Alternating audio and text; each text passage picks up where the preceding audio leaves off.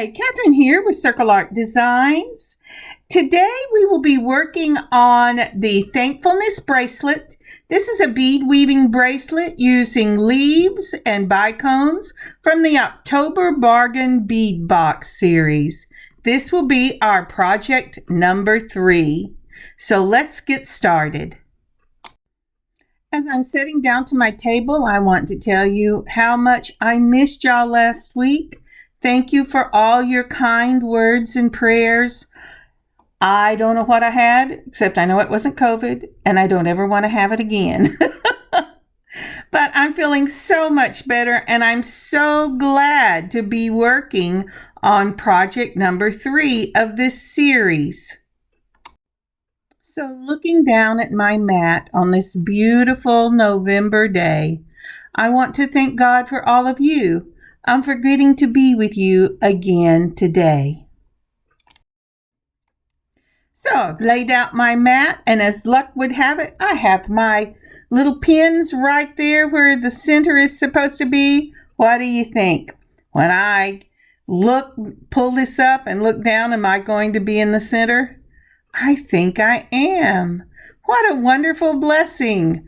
Okay, well, maybe not quite in the center, but close enough, I think.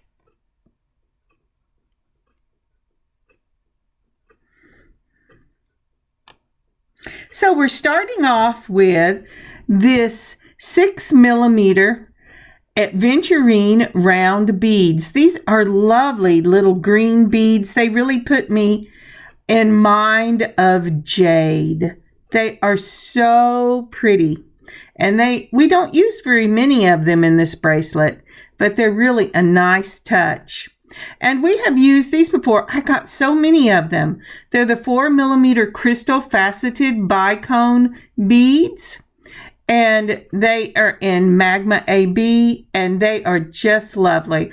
I have loved them in everything that I have put together for this project. You know, I think after this project, I'm coming to the end of these. And these also, we've used it before in a project. And these are our glass, green, iridescent, pressed glass, that is, leaves. Aren't they lovely? They're really pretty. You know, you could use the mixed color leaves for this bracelet, but you would need to cut down on the amount of bicones and smaller spacer beads. Now these bicones are from my own stash.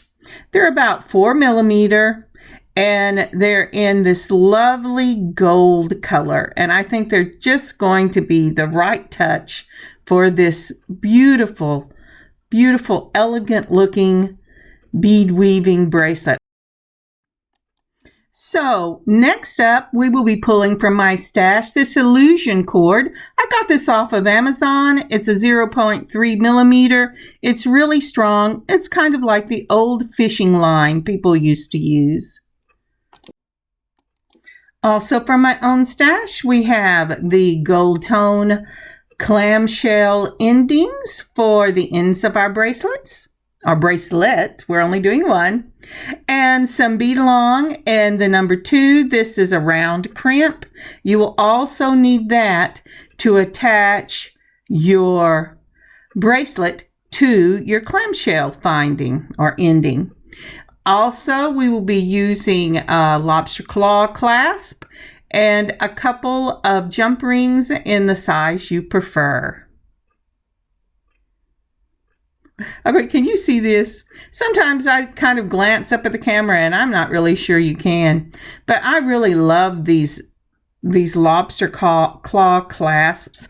They're really a bracelet size as opposed to a necklace size. So next I am pulling out my macrame board, but I'm not using it for macrame.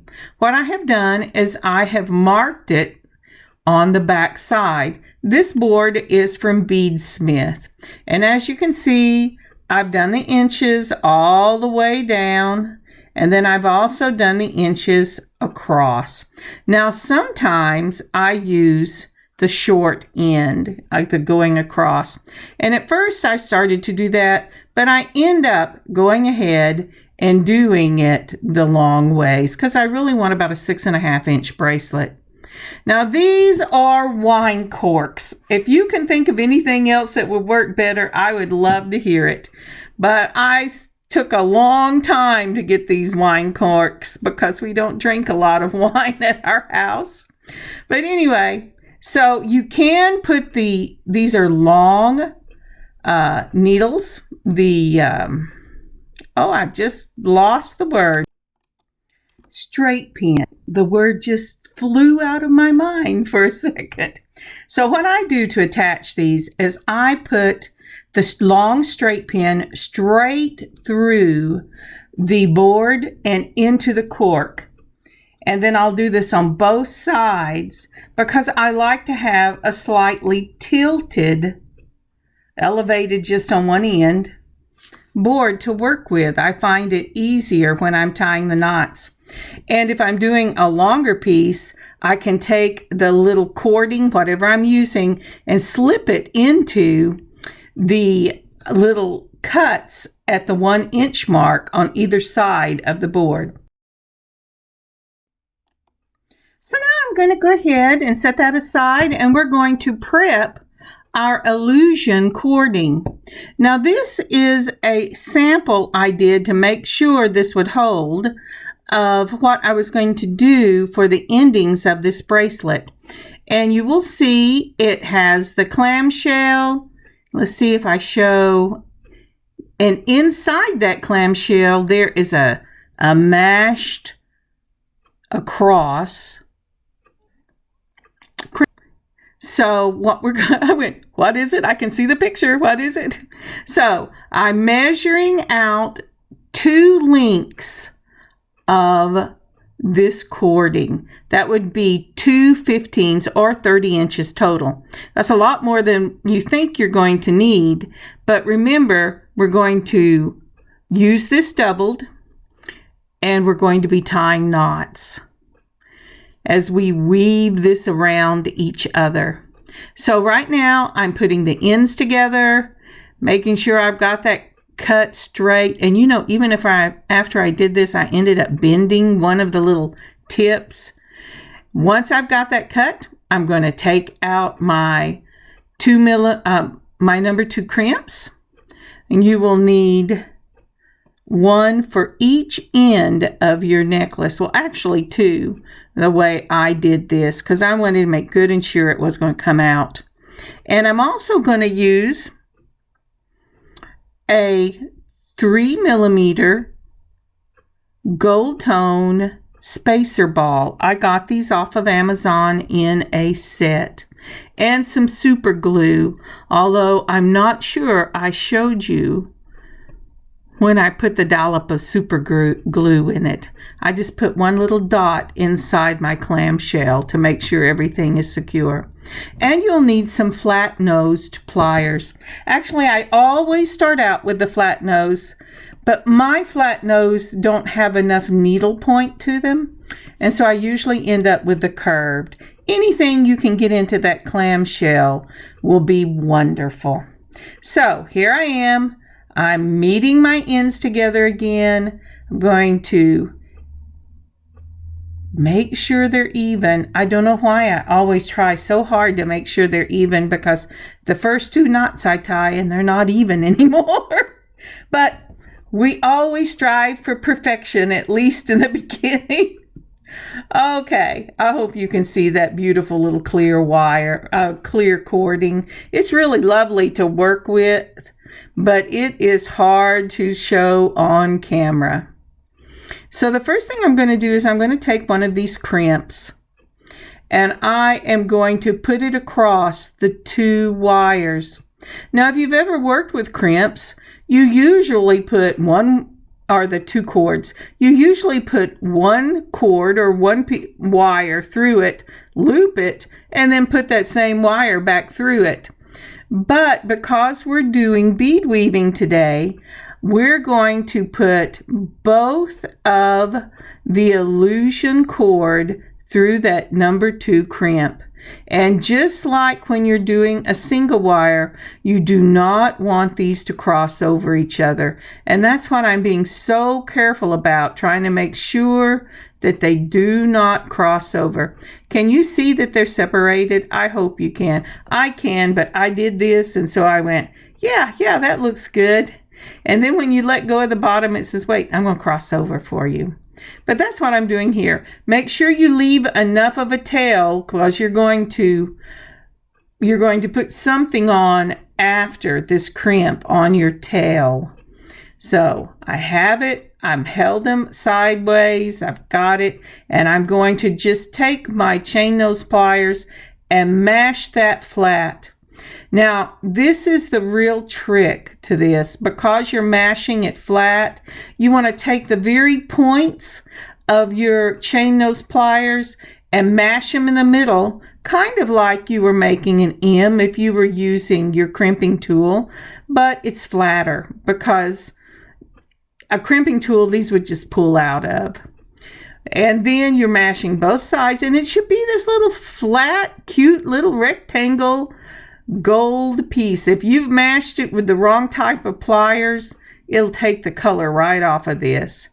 And even though I know it's secure, I went ahead and I mashed on not just the middle, not straight across, but also on both of the long ends to make sure it's flat right up against that crimp. Now here comes on my 3mm spacer, and that's just to give the clamshell something to move on, so it's not just right up against that flat crimp. Now, some people use crimp covers. I have never been successful with crimp covers. I always seem to make a terrible mess of them. So although I have them, I take them out every once in a while and go, well, that's wonderful. And I put them back in. Okay, so my little wires have decided they want to go in a V, and I've got to get them through the back of that crimp. The back of the clamshell, so that I can put the clamshell on, and then I'm going to go ahead and put on another crimp, and I'm going to do the same thing with that crimp that I did with the first crimp. I'm going to mash it flat. I'm going to make sure that it is mashed in the middle after I mash it flat. Then I'm going to mash it at the top of that crimp to make sure it really latches on to the illusion cording. And then I'm going to mash it to the bottom to make sure it latches on to that illusion cording. I want this to really be secure, because I don't want it coming off and losing my bracelet when I'm in a crowd, and then it would just be gone and I would be so sad. But so that's what I'm doing here. I've got it done. Let's see now if I can get it back in the picture, because my hands have decided to go a-roaming. There you go. Can you see the crimp in that clamshell? And you could stop right here. I've tugged it, I've yanked on it, it is not going anywhere. But I have decided to go ahead and put on just a dot of that gel super glue. And what that will do is it will hold not only the clamp, the crimp, but it will also hold the illusion cord in that clamshell. They will become one. And then I will go in and just clip the tails off of that whenever it's had an opportunity to dry. Now then, I'm taking another straight pin and I'm putting it through the 2 holes in the top of the clamshell, and I'm going to put it at the very top where the 0 is on my board. And you can see, just because of the shadow, I think, but you can see the illusion cord. And this is where we're going to get started. Would you take a moment and pause this video and give it a like and leave a comment. That would be so helpful to us. Thank you so much. So now I'm switching to the 4mm spacer balls, and I will put that on both of the cord. So I'm getting both ends through there, and that is just really to give, again, something for the crimp on this end to rub up against that isn't my illusion cording. So the 4mm spacer, and then I'm going to put on one of the adventure beads, the aventurine beads, I love that, the aventurine beads, and that also will go on both of the cords. And then another of the 4mm spacer balls. Now these 4mm spacer balls will be the ones that I use for the rest of the bracelet until the very end. Now isn't that lovely? Spacer ball, aventurine, the 6mm, and then the 4mm spacer ball again. And now I'm going to tie just an overhanded knot, and that's just to make sure that these stay together. Really and truly, as thin as this cord is, it could come apart or go through those beads anytime it wanted to until we finish the bracelet. But it really keeps the cord all together. And so now comes the components that we will do on each side of the illusion cord. Now, at first, I went ahead and I put this leaf on with the bottom of the leaf at the 4mm bead, but I changed that real quick. So I'm going to go ahead and speed up this little section so you can see it, and I'll show you why. So the basic for this is on one side you will put on your leaf. Then on the other cording you're going to put on a spacer ball, your bicones in the Magma AB, a spacer ball, a bicone, and a spacer ball. What here I'm doing is I'm checking to see how this is going to round each other, because you want the bicones and the spacer balls to go around the bead.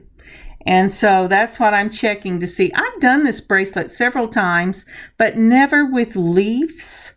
And it's really a different animal whenever you put something that is an odd shape on a piece of jewelry. And the first few components is usually a hit or miss till you find what really works for that piece.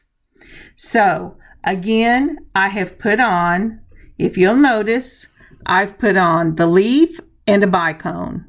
And then I put on spacer ball, bicone, spacer ball, bicone. And right about now is when I decide, yeah, I'm not sure I like that. So I'm going to try something a little different. And so this first component, bless its little heart, I just went, well, it should work like this, but it doesn't work like that. So what I'm going to do is I'm going to turn it around where the point is facing up. It's not really going to matter, because however you put this bracelet on, the point is either going to face up or it's going to face down. But for bead weaving purposes, it has to face up. Now, do you see the way it hugs it right there? Isn't that lovely? And so I tied my little knot, and I think that's going to work just fine. I really, really like that. And so I'm going to do one more, and that's just to make sure this thing does not get away from me. Then goes on another bicone, and we're ready to start again. And here's the picture. There you go. I jumped the gun on here's the picture. Now here's the picture. Okay, so if you look, this has your 4mm spacer, your aventurine, your 4mm spacer. Then to start this, we're going to put in a spacer, a bicone, a spacer, a bicone, and a spacer. And that's going to be on the cord on the right, we'll say. On the other cord, we're putting one of the leaf beads with the point up and a bicone. And then we're going to knot it. And that's just to keep everything snug together.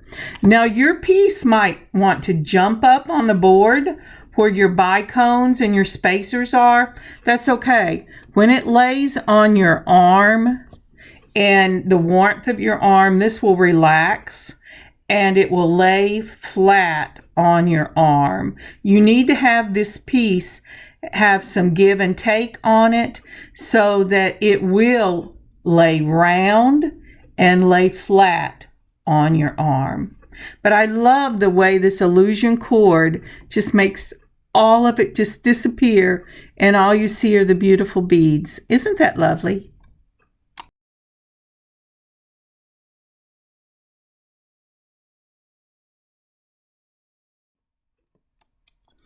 So let's do this once again.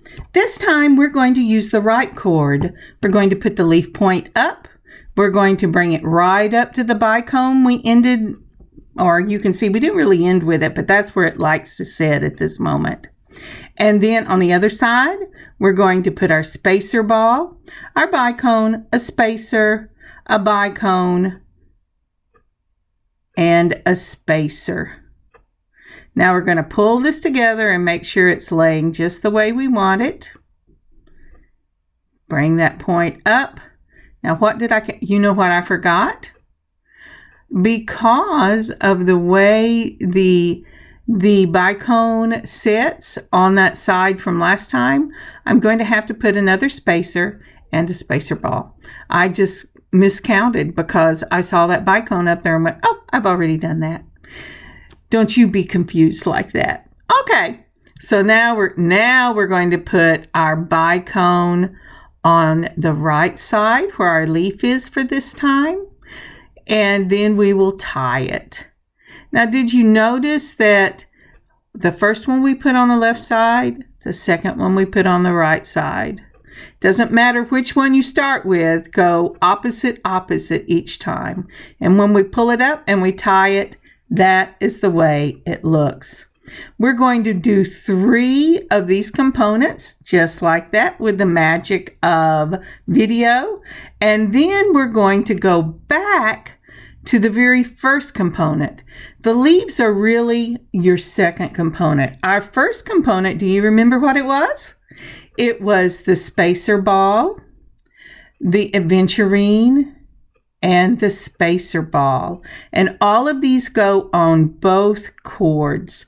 You do not have to use this in your bracelet, or you could just do a bracelet with spacer balls and the aventurine. That would be beautiful too. And as many as these I have left, I may just do that.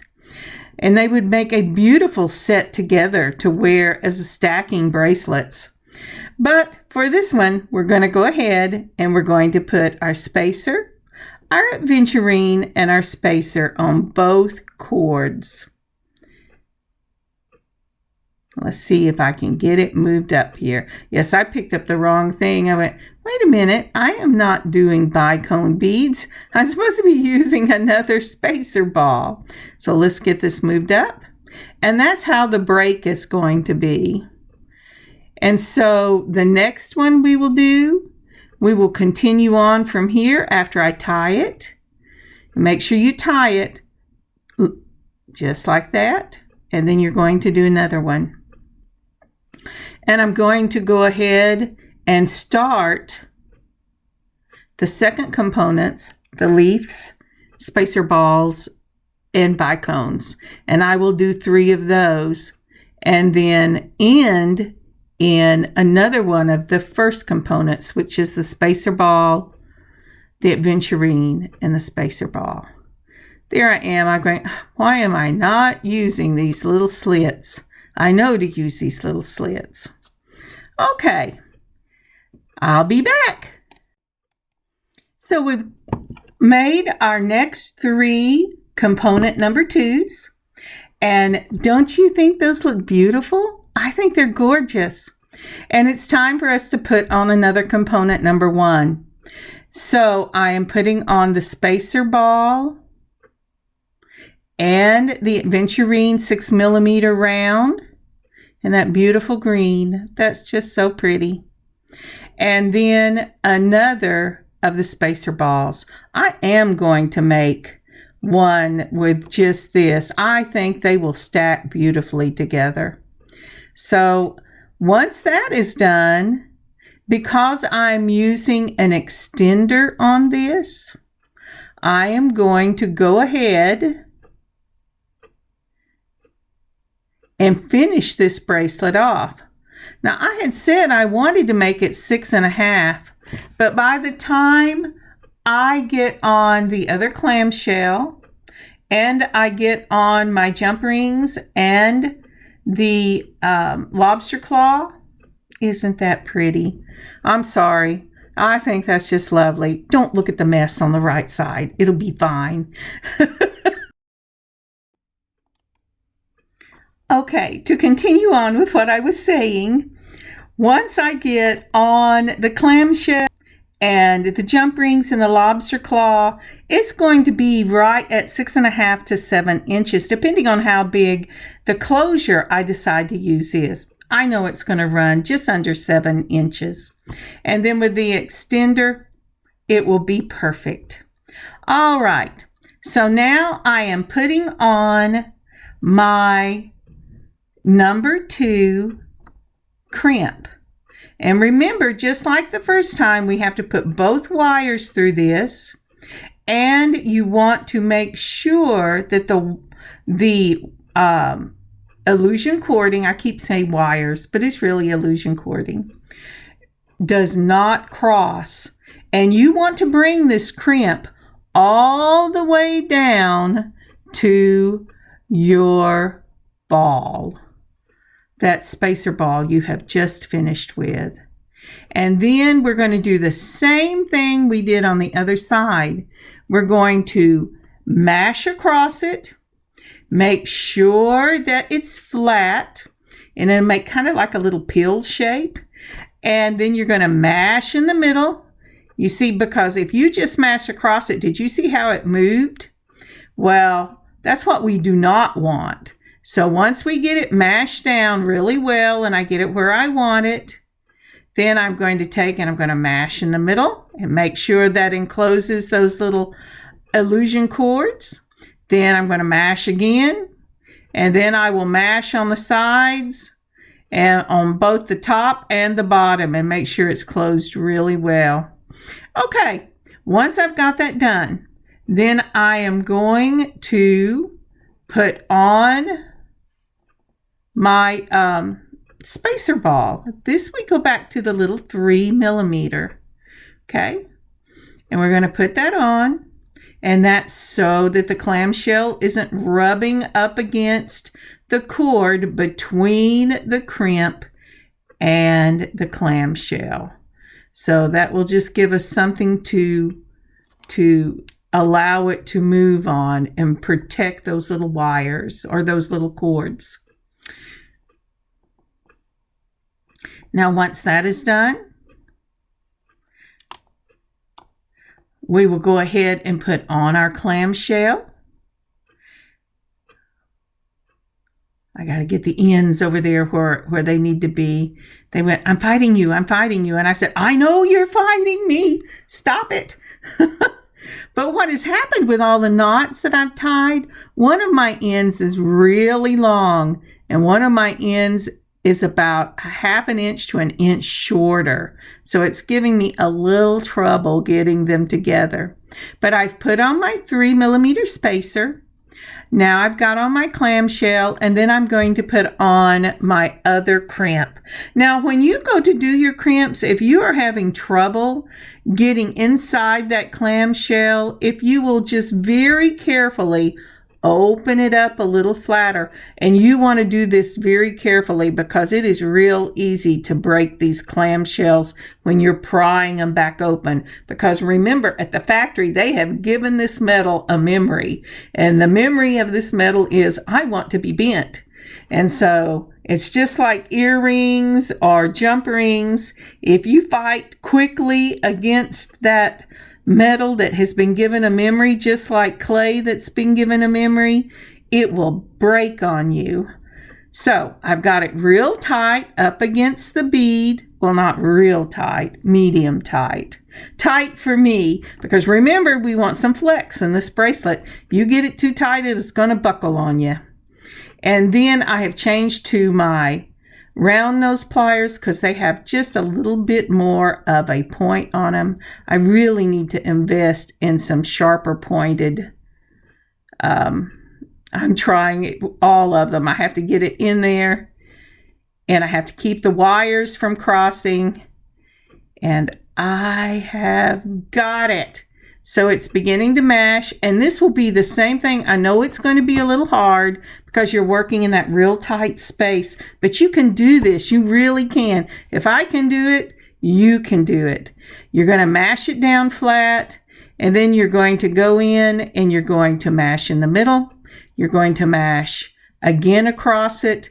Then you're going to mash at the top and at the bottom to make sure that cording is really encased in that crimp. So just be patient with yourself. Don't get angry. Don't get frustrated. If you get frustrated, you are doomed. I can tell you, I have broken many of bracelets by getting frustrated with this part of the procedure.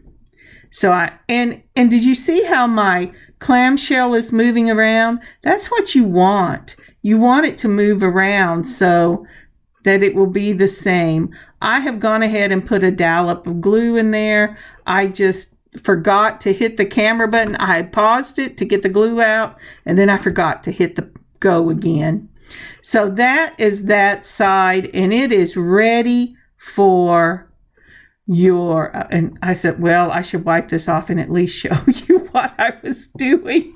So that is the glue that I did put a little dollop of it in there. It's a little dollop. There's a commercial that uses a little dollop of something, but I can't remember what it was. Have you seen that commercial? If you have, leave a comment. What is the one that says, just put a little dollop? Everything's better with a little dollop.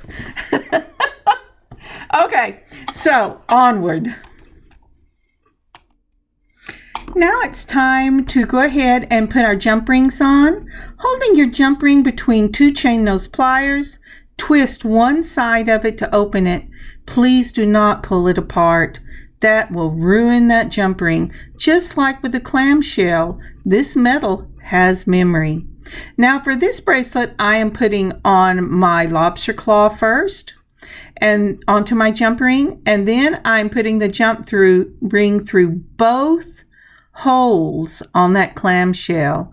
That is just another way to keep this clamshell closed and the little crimp that is holding your bracelet together in safety, just like the clamshell keeps whatever's inside safe if it was real. All right, so I close that back up the same way. We're just twisting, not pulling, just twisting. And that is one side of the bracelet done. And then we're going to do the other side with an extender. Do you see the little chain? You can buy those. Lots of places carry them. I get mine in a large quantity off of Amazon because I love them for necklaces and bracelets.